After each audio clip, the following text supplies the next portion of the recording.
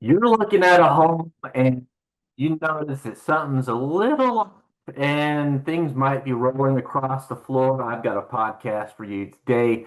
We're going to be talking with the Dirt Whisperer and owner of Transparent Engineering Solutions, and we're talking about foundations. Hey, I'm Nate Carver, and welcome to Between Two Doors.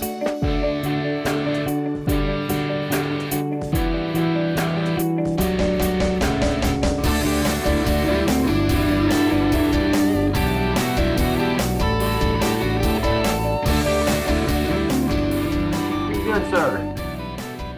Good. I'm doing great. How are you? I'm doing fantastic. It's nice and sunny. We had a little bit of rain this week, so the garden's doing good and gonna have a bunch of vegetables, I hope.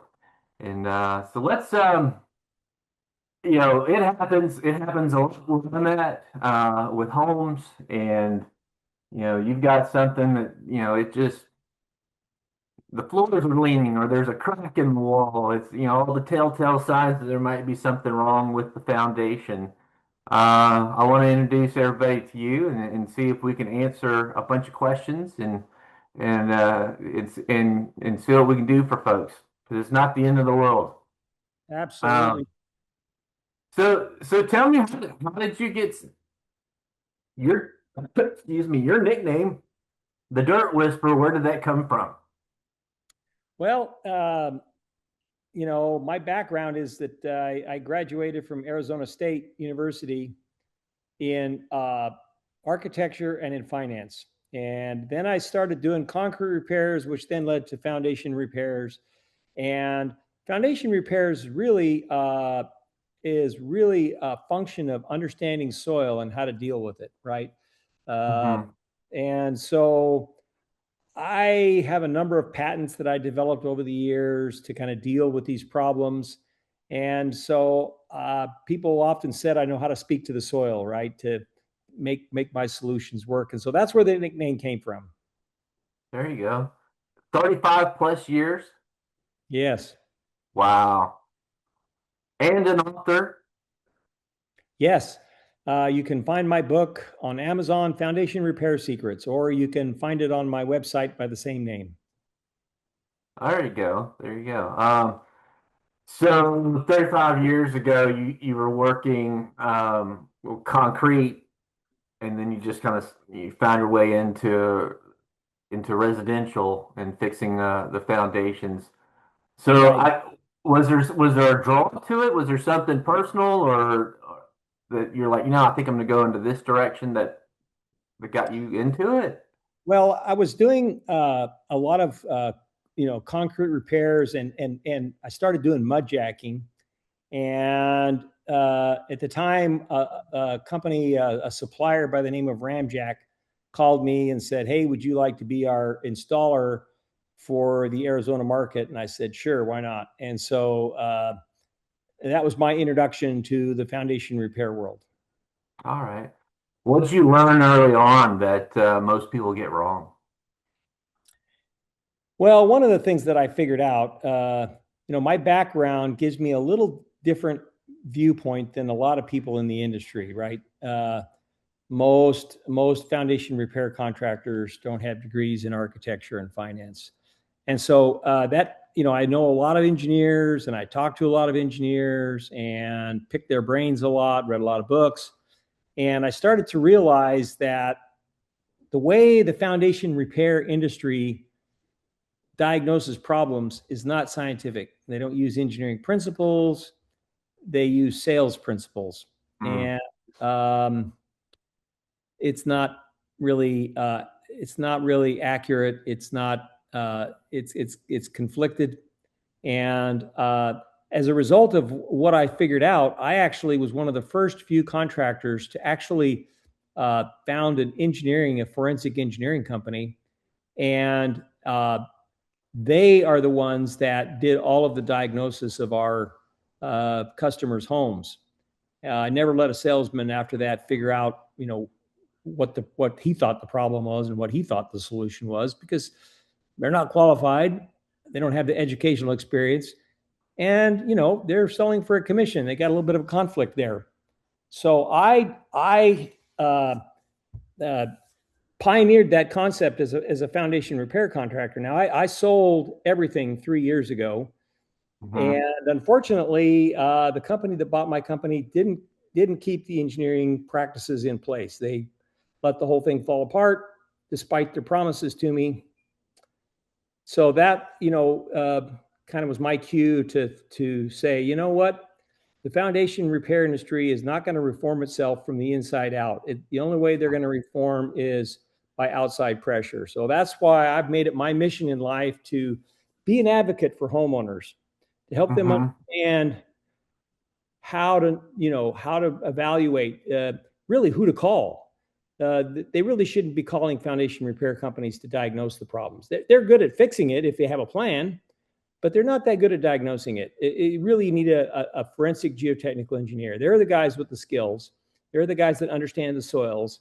They're the guys that can make up a repair plan if needed, and they're not conflicted. They got no axe to grind. They don't have a dog in the fight. All they are is doing a job. Right now, it's free. It's not free. A foundation repair contractor will come out and do their analysis for free, but it's not really much of an analysis. It's a sales pitch that's dressed up to look like analysis. And the engineer is going to charge you something. It's not going to be for free.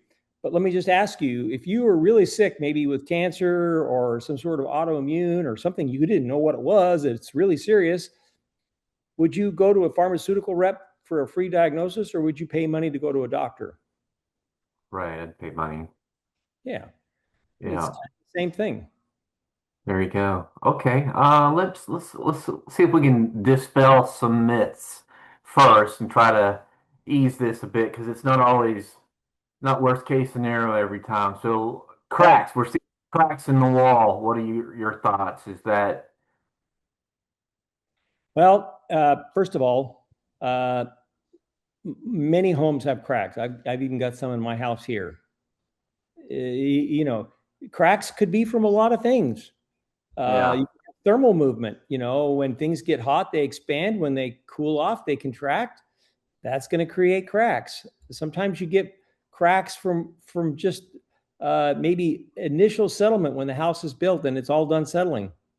You could have cracks for a lot of reasons. You could have cracks that have nothing to do with settlement. Maybe the soil is expanding because it got wet and it's heaving up, and it's heaving that's causing the problem. Well, putting piers to fix a heave is not a recipe for success. That's not going to work.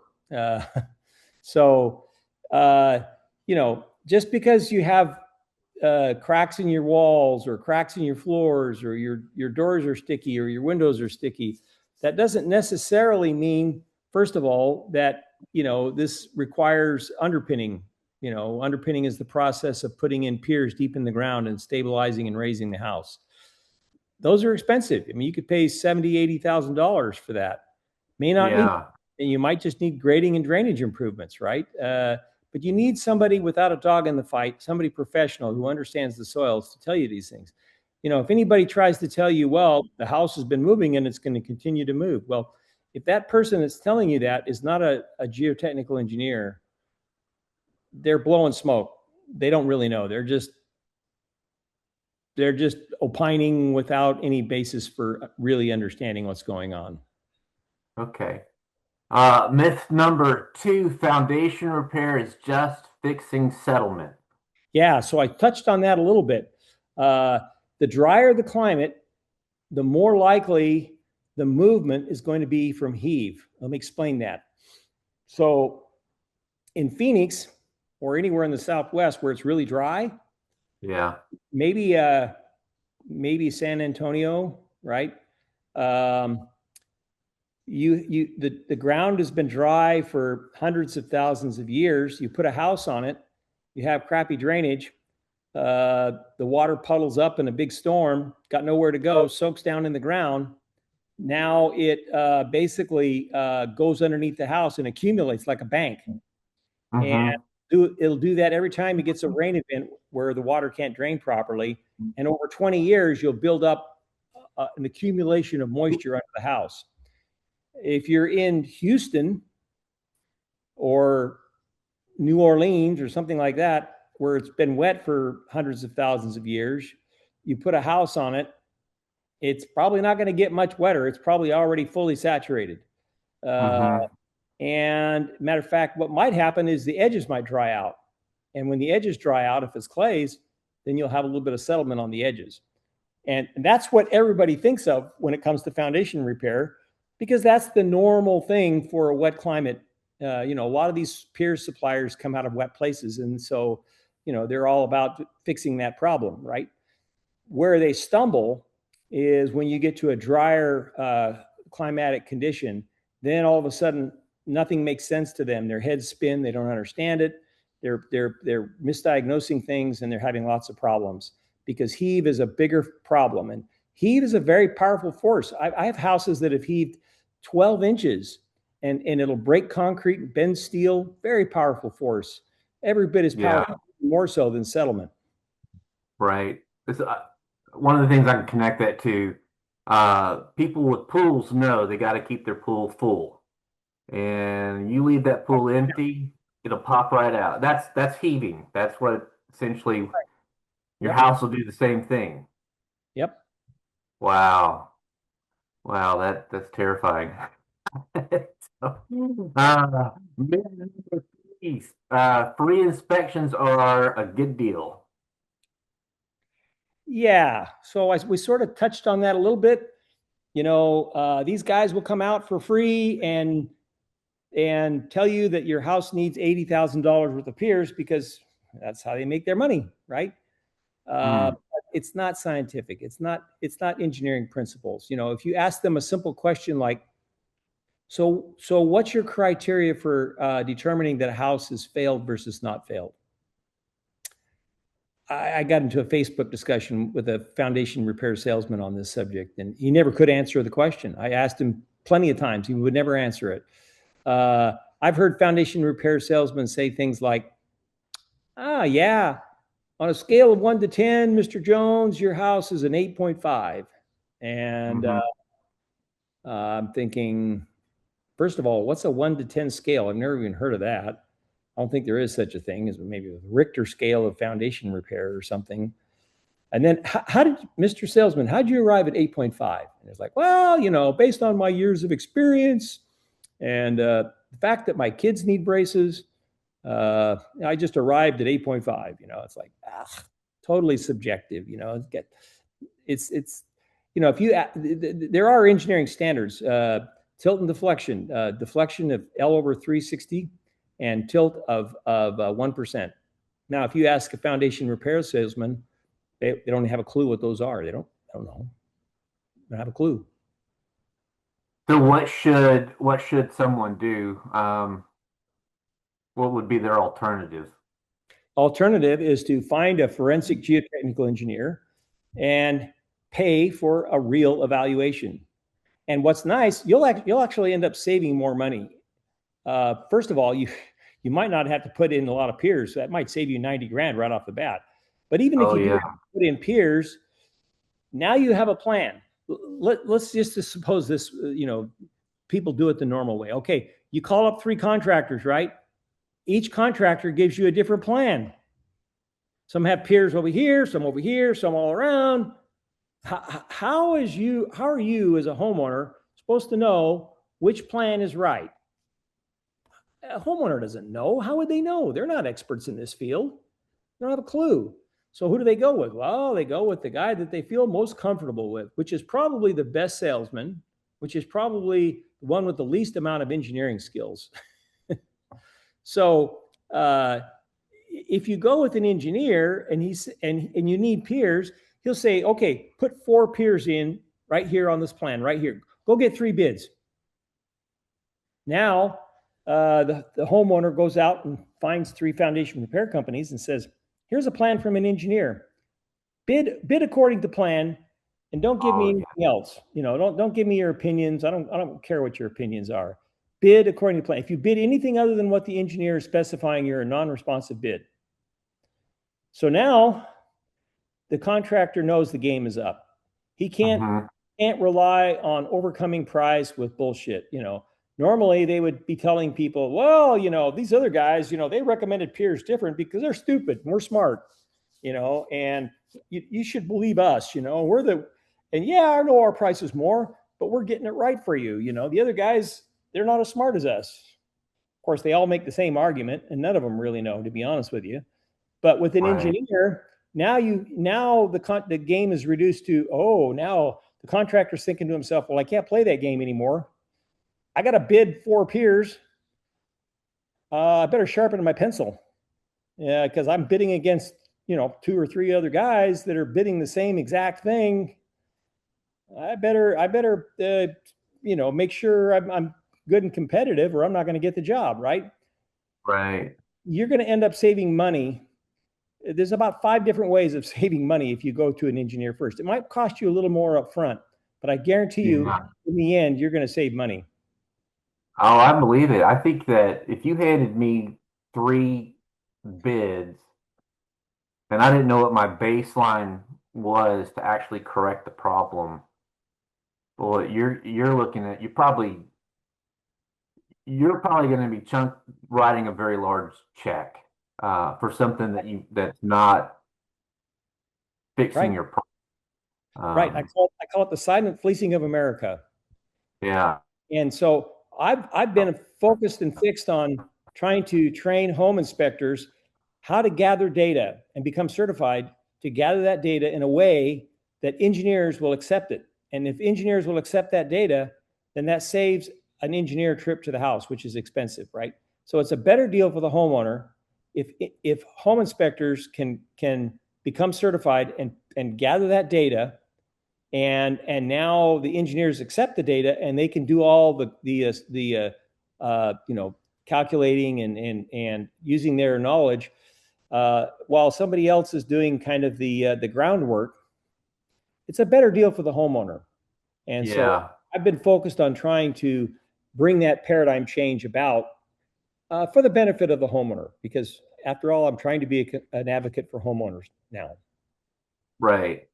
Well, as a loan officer, I'm always looking at ways how can I help people hang on to their money and Right. their resources and treasures. So good. We touched on a little bit, but myth 4, contractors diagnosed correctly. Right. They don't have the skills. I mean, the guy that's doing the sales was selling cars, last year. Hmm. He has no engineering skills whatsoever. Uh, doesn't understand soils anywhere close to what a geotechnical engineer understands about soils, the depositional layers. I mean, people think soils are simple. They're not. I mean, you have lots of layers, and each of those layers is a different mineral content, different density, different affinity to water. Some expand with water, some contract with water, and they're not even. Some they dive down and disappear and come back, and you know, all these things are going on at the same time. Yeah. You got to know your soils to understand what's going on with soil work. Yeah. You're There's going to have, especially up in North Texas, you're going to have a lot of clay. And right. then, if you go just east enough, you're going to have clay and sandy loam. Yep. And so, Right.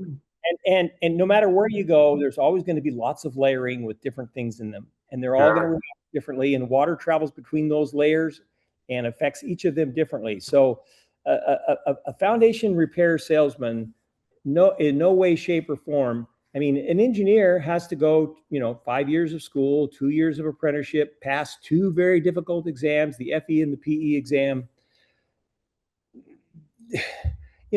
Foundation repair salesmen, their qualifications are they go to a seminar put on by their supplier for 3 days.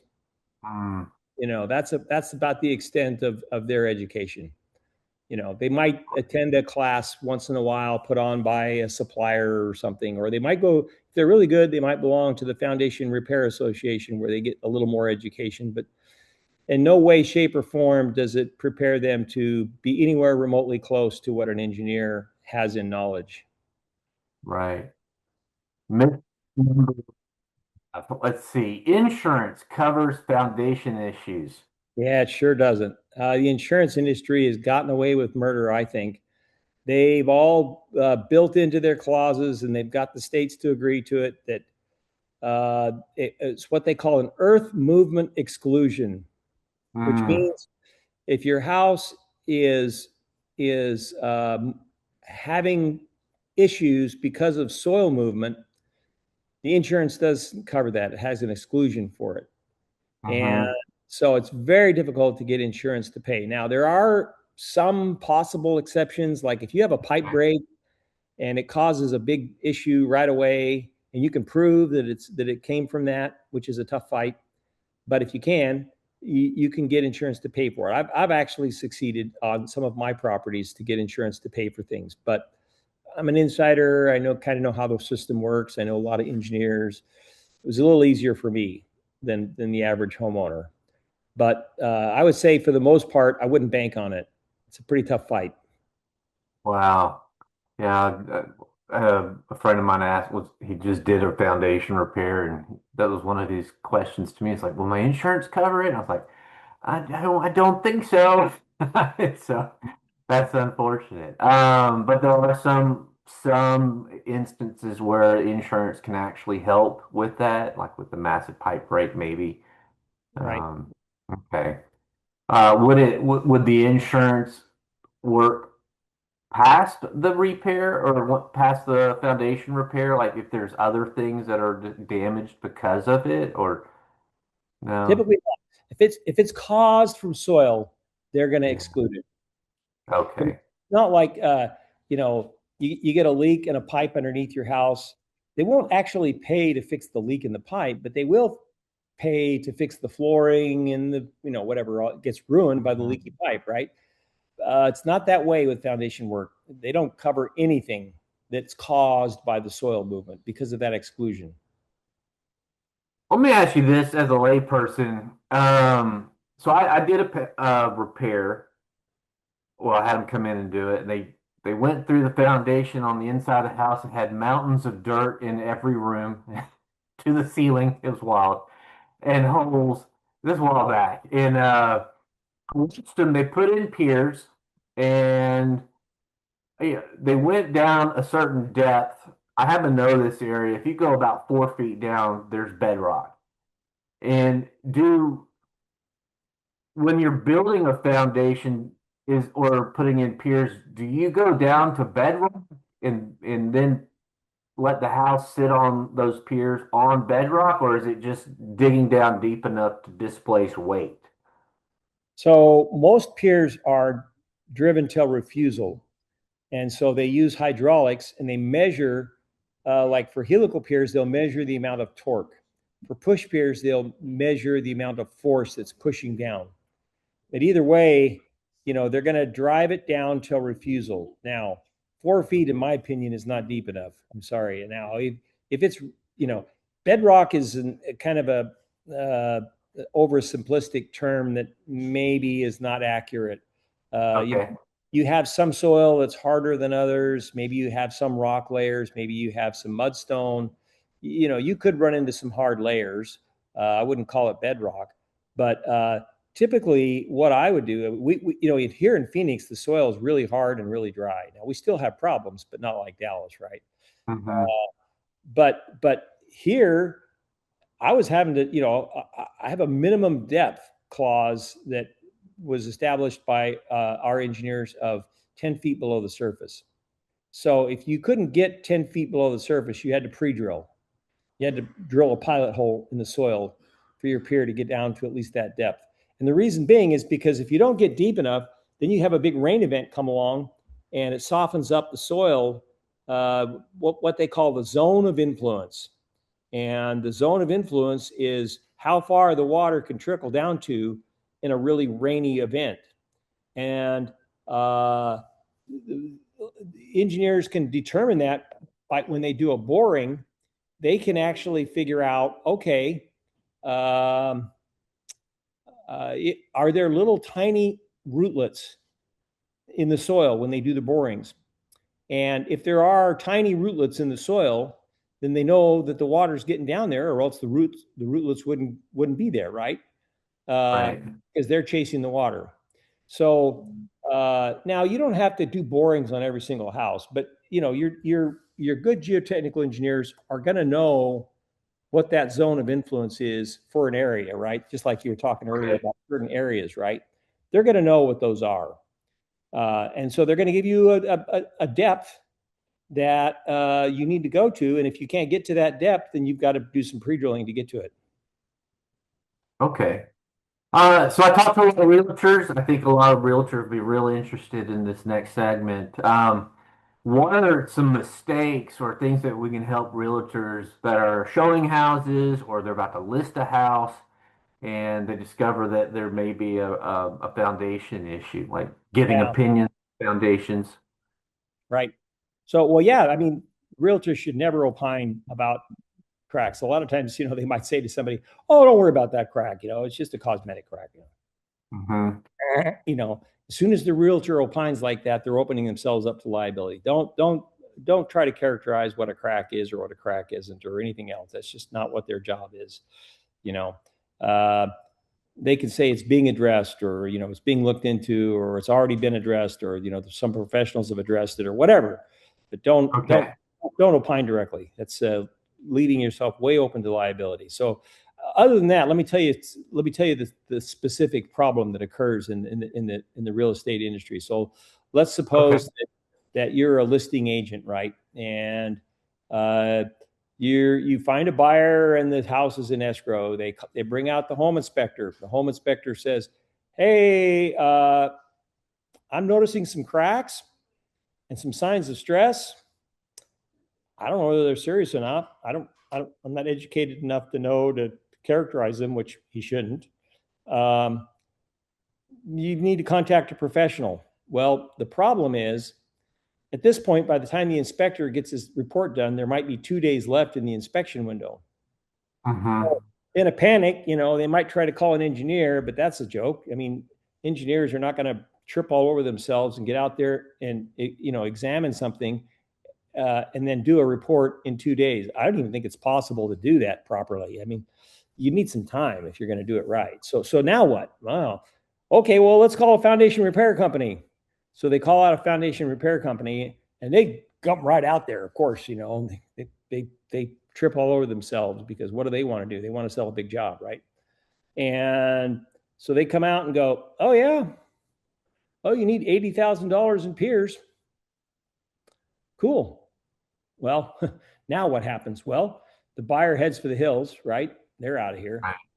Right. What happens to the listing agent? Well, maybe the homeowner that's putting the house up for sale, he can't ask the listing agent to lie. That's not going to work, right? So Right. what does he do? He fires the listing agent, covers up all the cracks, and then finds a new listing agent. Well, that's Mm. what I've just described is a recipe for non-success uh, Yeah.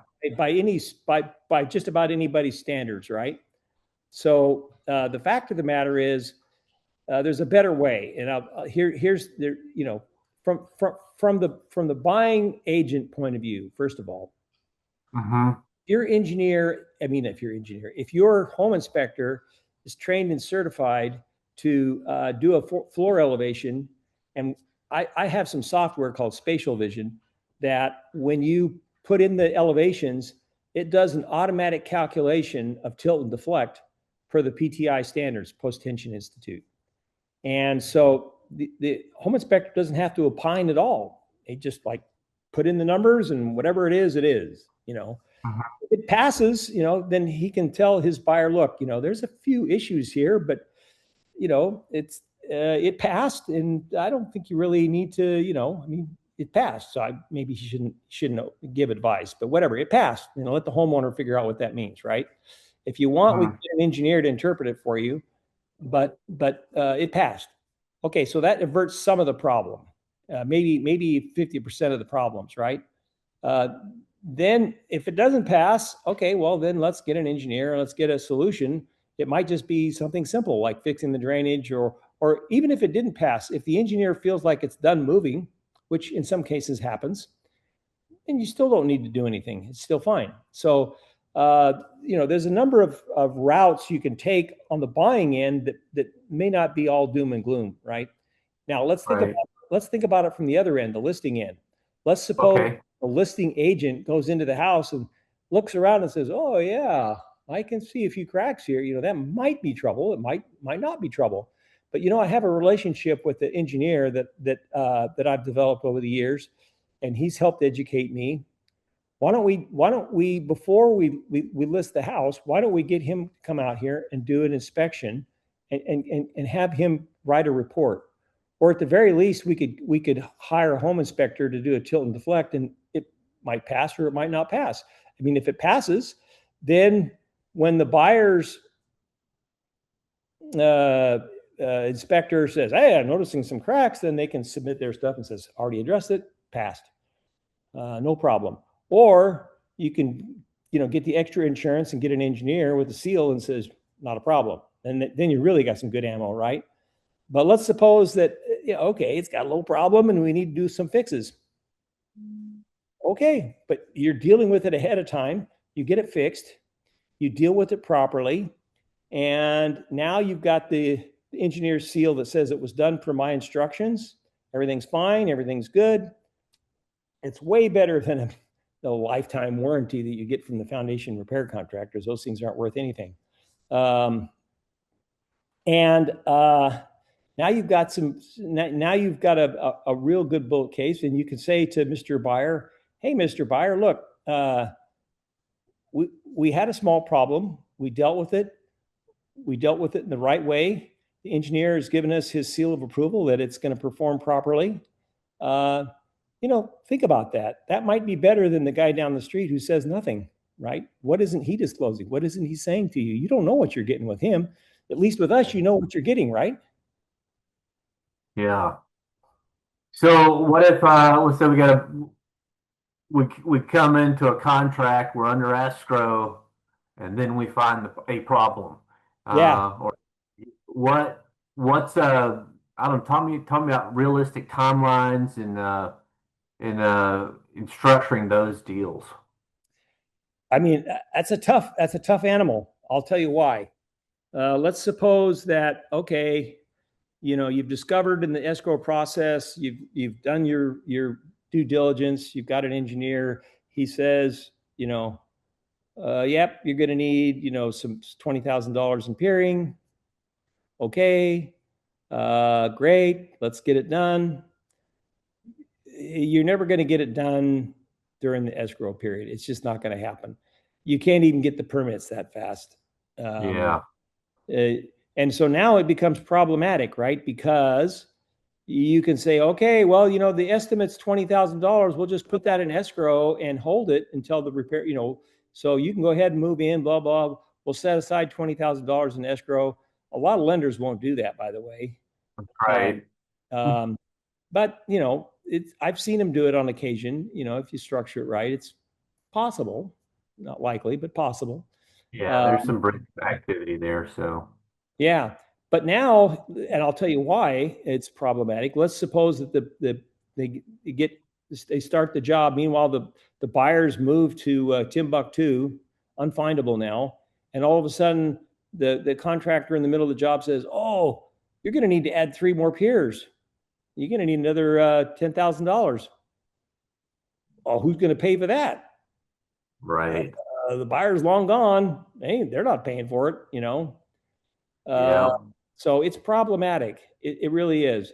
That's why I believe that if you're a listing agent, it really should be dealt with properly before you put the house up, because once it's in escrow, it's a tough There's animal. a lot of problems Yeah. for both sides, for buyers Yeah. and sellers. Yeah. Sellers, they got their timeline, they got their budget.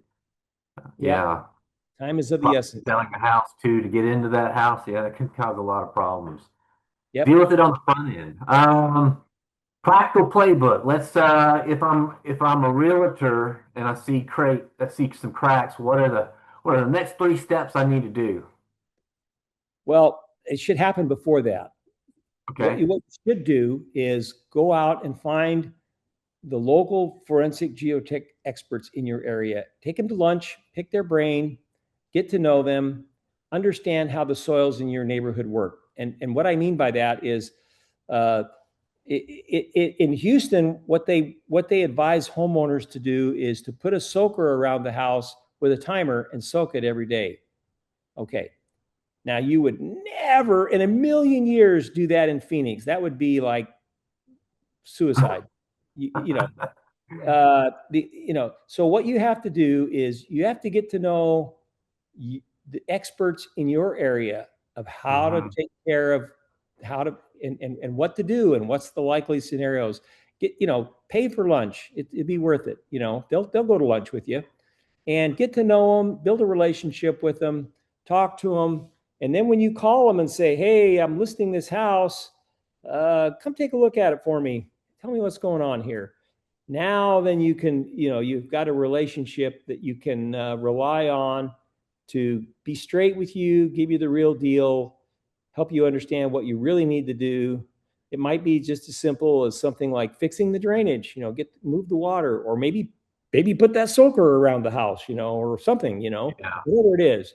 They'll advise you in a way that's going to be successful and help you uh, carve out a niche for yourself as the experts in this area, where you can deal with it proactively. Now you've helped carve a reputation out as a realtor for yourself of, hey, I'm the guy that really can solve these problems and avoid a lot of hysterics and trouble and all that stuff, right?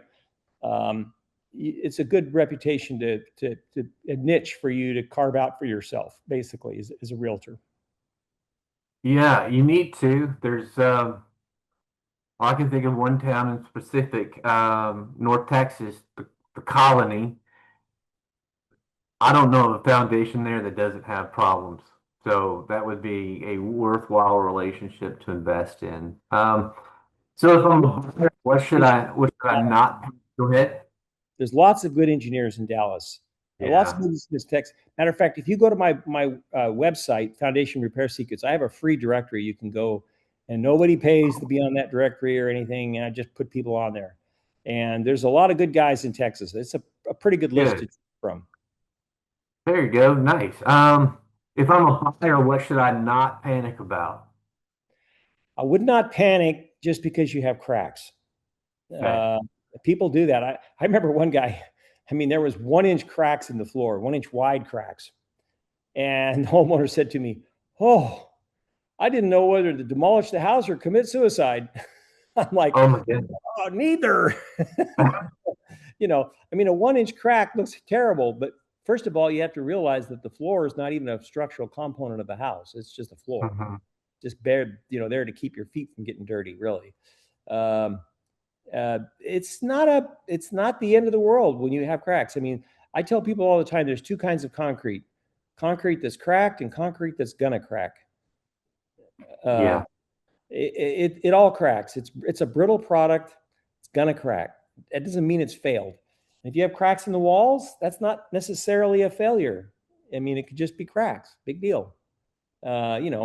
It may not be as bad as you're imagining it could be.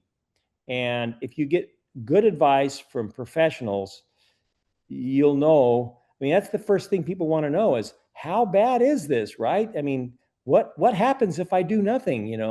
They want those answers. They want those questions answered truthfully. Yeah. You're not going to get them truthfully from someone that benefits from selling you something to fix them. You're going to get them truthfully from an engineer who has a board of ethics to answer to and has nothing to sell you uh, for a repair.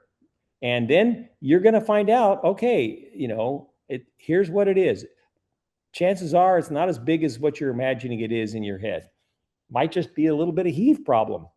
And I mean, there are solutions for heave. They're not all that expensive, and it's not that big a deal if you know how to deal with it correctly. Right. So in your 35 years, what's the biggest mistake that's cost homeowners the most money?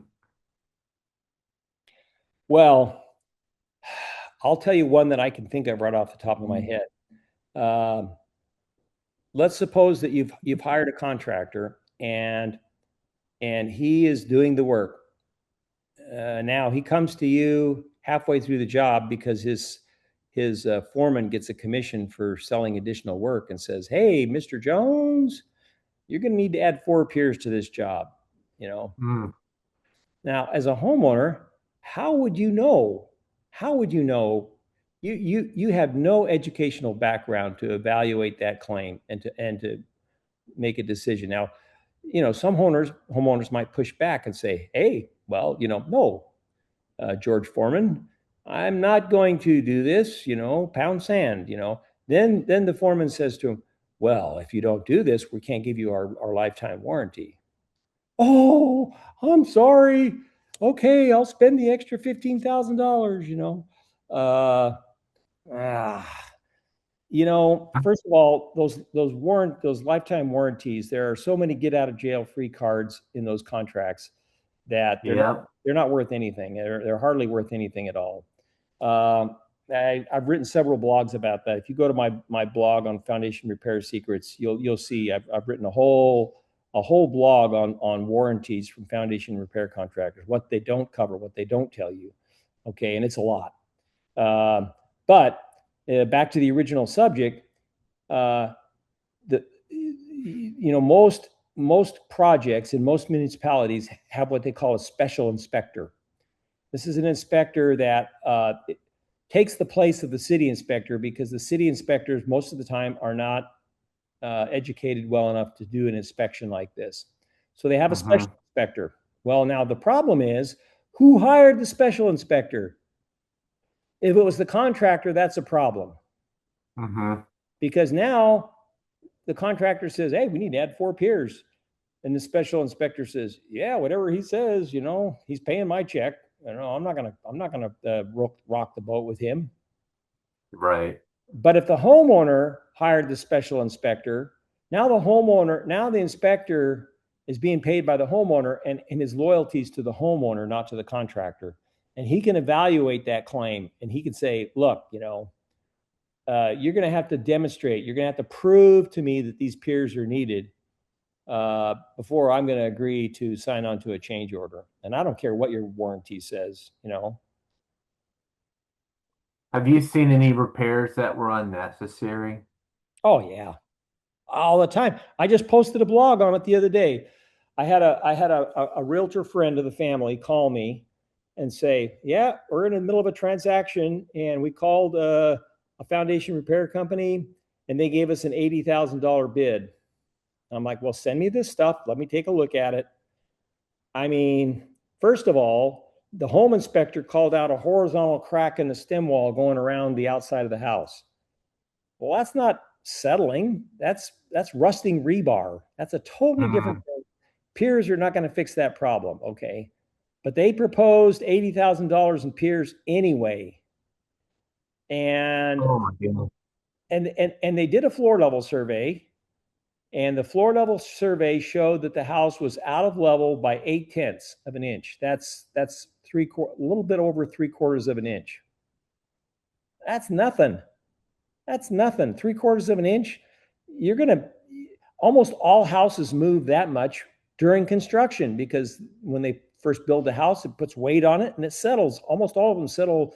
And of course, they don't always settle exactly evenly. Nothing happens like that, right? Some parts go down more than others. That's just the way it is. So you're going to get 3/4 of an inch almost on every house coming right out the gate. There was no damage survey. There was no deflection analysis. There was no pictures. There was no nothing. It was just pure crap. And yet they proposed $80,000. I see that kind of thing all the time. I've got 4 or 5 more that somebody sent to me the other day, and I'm in the process of looking them over. And it's the same thing. I see it all the time, regularly. So on that 80K, has that come full circle where you're able to show them a better path and spend significantly less, or are they still in that process? Well, on this particular house, I turned it over to an engineer, and I don't really know the history after that. But Yeah. I'm pretty sure they didn't spend the 80K. That would be kind of dumb. I mean, the engineer Yeah. basically told them, no, this is not needed. You don't need to do this.